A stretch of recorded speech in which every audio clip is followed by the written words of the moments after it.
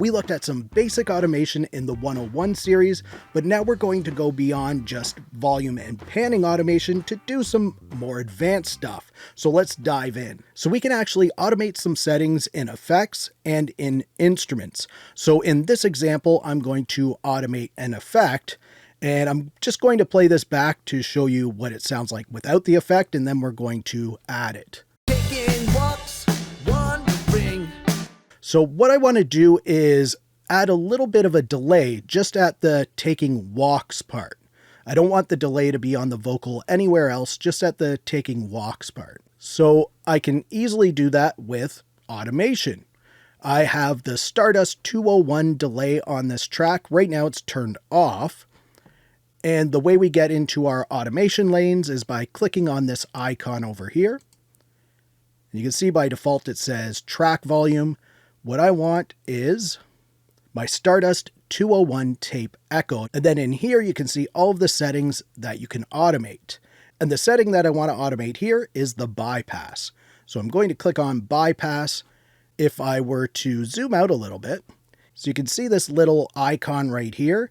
This allows us to bring it all the way up or down. And because this is an on-off setting, you either want it all the way up or down to turn it on and off. Right now it's set to all the way down, and that's turned on. When the stars shine, we'll be together. And I don't want that effect going throughout the whole song. I just want it on the taking walks part right about here. Taking walks. And I want it to turn off right about here. So the first thing I'm going to do is turn it all the way up so it is off.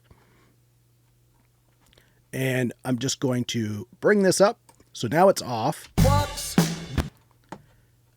that's because I'm toggling this on. And probably the easiest way to do this would just be to highlight this area here where I want to do the automation.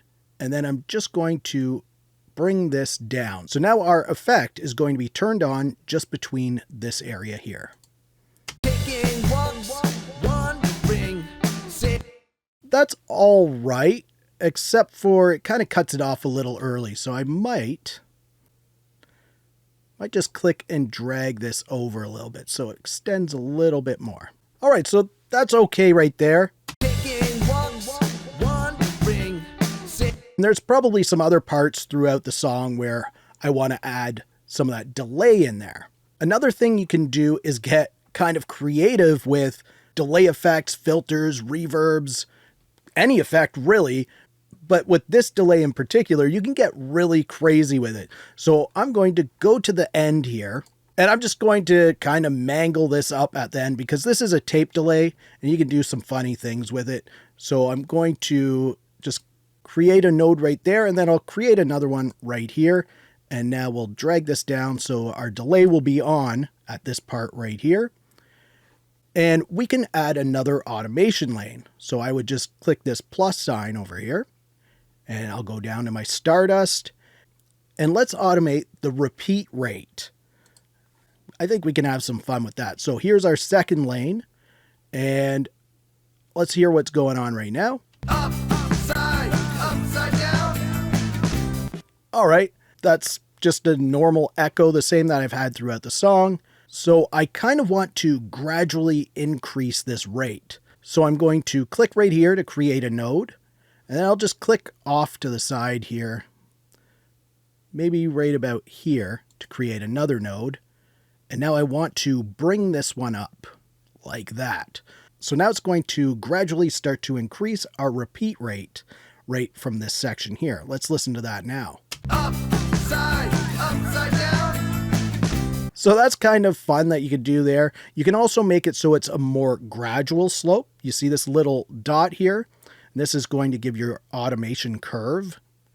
And you can move that dot all around to change the automation curve however you want.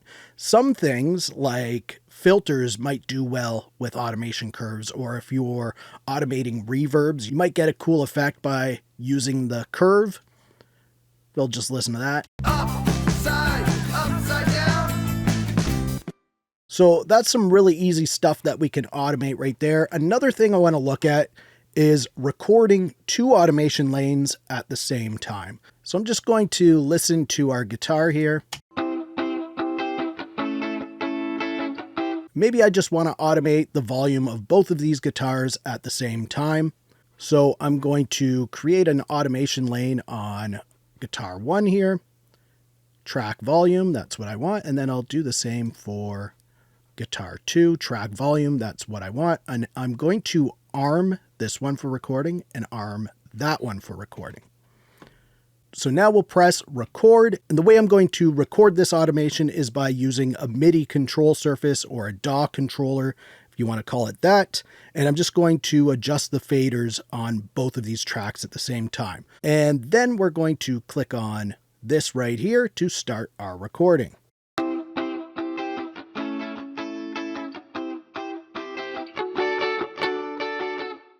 you can see the automation that I did right there. Maybe you'll want to do that to speed up your process if you're adjusting some levels on the fly for 2 different tracks. And maybe you won't actually be changing both faders at the same time. Maybe you'll be hopping back and forth between the 2 faders or even more settings, whatever it is. You can record multiple automation lanes at the same time and just hop between them. It's really easy to do. Next, we're going to continue to level up with MIDI and audio routing. So I'll see you in the next video.